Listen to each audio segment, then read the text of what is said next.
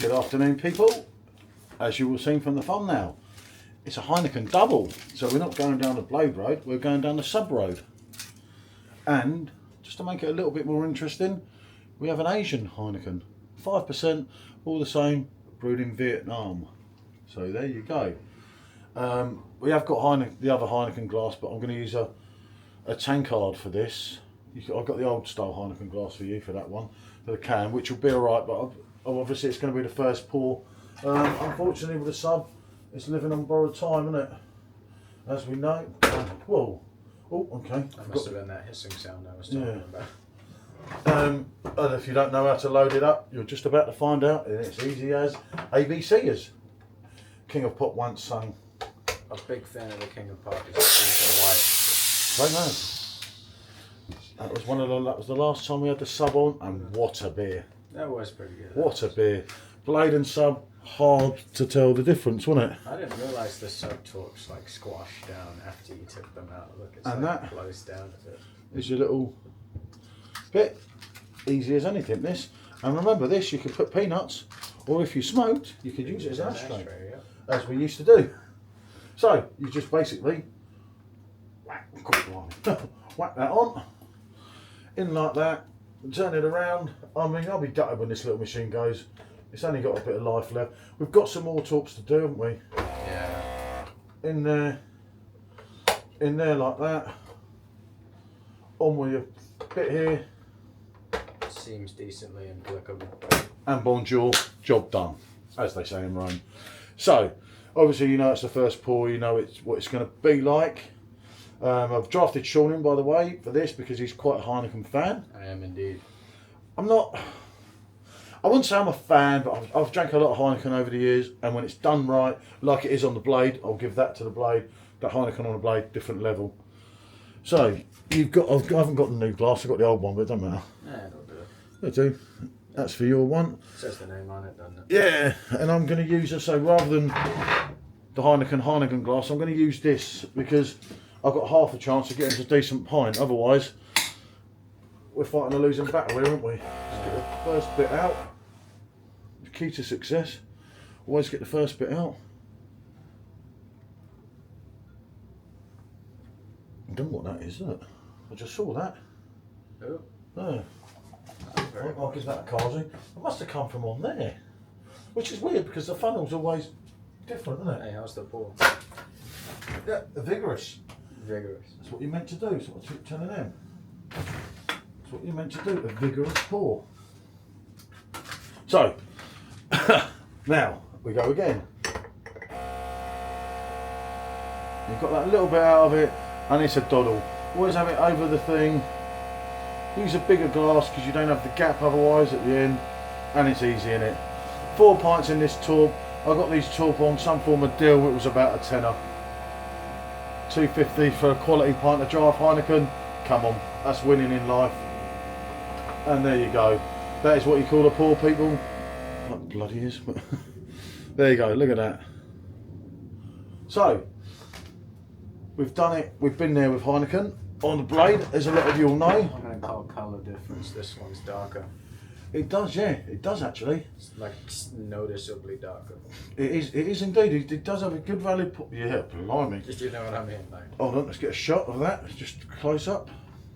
Like this looks like one of them TikTok shots where it tells you whether you're hydrated or not. And hopefully, we were using 4K now with the camera. Hopefully, you'll be able to tell your end. But yeah, it's noticeable difference. It's completely darker out the sun. Totally dark. And obviously the kegs, the torps are well in date. Yeah. They didn't go. I don't think they went until 2025. We've got another Heineken still. Nice. Yeah. What can we say? You know Heineken. Heineken speaks in volumes, doesn't it? You know, it's one of the biggest beers in the world. Lovely maltiness, lovely pills. Right, let's give them a go. Let's get on. Let's get this show on the road. So there's your Asian one. I drank them out in Vietnam only last week. Absolute cracker. It's quite nice. Is there any noticeable differences more than anything? Lovely maltiness. Picking up more of an aftertaste on the tour. You see that? Obviously, That's very not brewed in England. It is. It's clean. It's crisp. I know them words, as I've said in reviews prior to this, are used too freely nowadays. But it is. It's one of them. You're not getting a tinny effect. It's like a Hackney Church brew. Yeah. They're coming out of a tin, but you're not getting that tinny effect. But on the sub, I would like to think this is more the Blade. I found it to taste somewhat more depthy. The taste lingers for a little bit longer. Yeah, but it's there. The bite at the end. You've got the breadiness, the maltiness, and it runs through. It'd be hard to choose here. They're more similar than what they look in taste, if I'm honest, because obviously you can see that yourself they're totally different colour. And as I say, tell you one thing exactly the same about the pair of them. The name of it. Yeah, funny enough, he's right there. I tell you what, he'd get a star for that.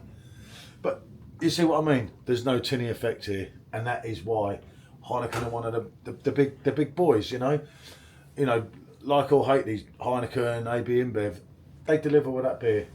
You know, unless you get a dodgy UK can or a crap dirty pint in a pub where the lines haven't been cleaned properly, you get a pint of Heineken, you're going to get quality. Not the greatest beer in the world, but it's up there, isn't it? It's up there, and that's what it's all about. I think. I think I found again that this one's sweeter, the Asian one. It's got something about sweeter. No, it just feels easier on the taste buds. You know, when you drink a beer, it's usually got a bit of the odd taste. Such a coming out of a can. I find it doesn't. I mean, I'll tell you what. No word of a lie, people. Last week, talking of Heineken and talks and that, I was drinking Tiger. I haven't liked Tiger for years. I was going to say, I thought you hated Tiger. That's why it's £1.70 on a rooftop bar, so I thought I'll give it a go.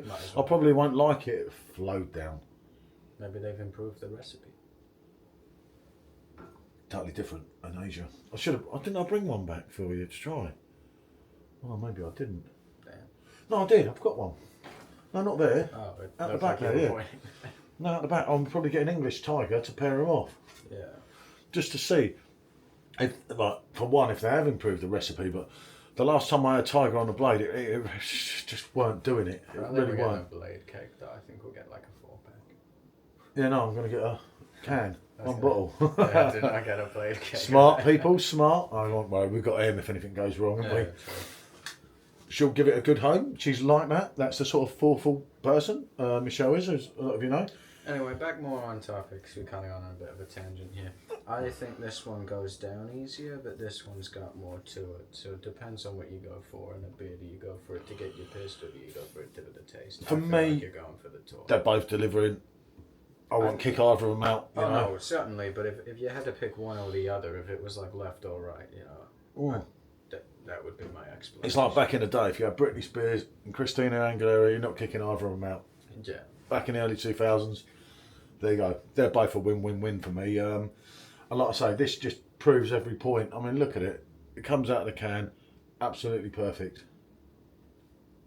I find the can rather pleasing to look at. But yeah, it's a lovely bitterness. And so the full-on maltiness that you get from Heineken is there, and it's always there. And that's why, for me, you can't knock this beer. You know, is it Holland's finest? Probably not, in my opinion, but it's been around a long time, and there's a reason for that. Huh? They smell the same. Yeah. Yeah, no, they're both great in their own right. I just brought that back because I thought I knew we had this. Yeah. I thought we could have a little mess around and see how it is. So, what can I say? It's a double yes, isn't it? Definitely. And they are both good in their own right. And it just shows, as I say, you can transfer a can when you get it right. If you get a shop Heineken one from the UK, it's not going to be so good. Maybe we'll do that as a later date with the other talk or something. So, right, thanks for watching, people, and it's a bonjour from us.